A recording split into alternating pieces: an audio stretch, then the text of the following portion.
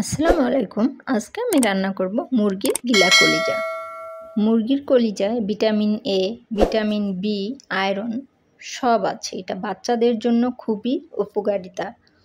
এখানে আমি 1 কাপ পেঁয়াজ কুচি আর 1 কাপ পেঁয়াজের কালি নিয়েছি, 1 টেবিল চামচ আদা বাটা, 1 টেবিল চামচ রসুন বাটা, 1 টেবিল চামচ হলুদ, 1 টেবিল চামচ মরিচের গুঁড়া, 1 টেবিল চামচ জিরার গুঁড়া, 1 টেবিল চামচ ধনিয়ার গুঁড়া, হাফ টেবিল চামচ গোলমরিচের গুঁড়া, 2 টেবিল চামচ লেবুর রস, 1 টেবিল চামচ লবণ দিয়ে ভালো করে মশলাটা কষায় নিলাম।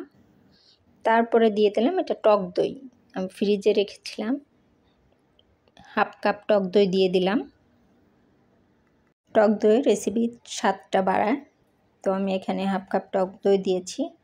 আর যেহেতু বাচ্চাদের জন্য আমি এটা তৈরি করেছি, এজন্য একটু টক টক থাকলে আমার বাচ্চারা খেতে চায়।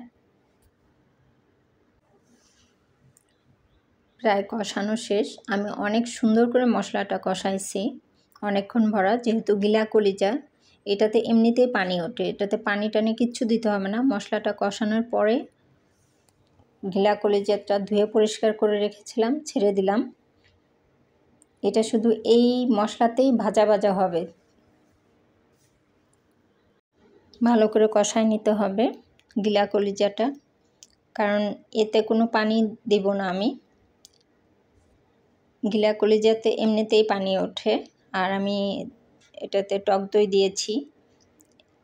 একটু মশলা বেশি করেই বানাইছি যাতে এতেই ভাজা ভাজা হয়ে যায় গিলা কলিজাটা। তো আমার প্রায় ভালো করে কষাইছি, এবার আমি ঢেকে দিব। ঢেকে দিয়ে জালটা একদম জোরে আঁচে দেওয়া যাবে না, আস্তে আঁচে দিতে হবে। এই যে প্রায় হয়ে আসছে। লাস্টে আমি দিয়ে দিব একটু জিরা ভেজে গুঁড়া করে। ব্যাস, আমার রেসিপি তৈরি হয়ে গেল। সবাই ভালো থাকবেন। আল্লাহ হাফেজ।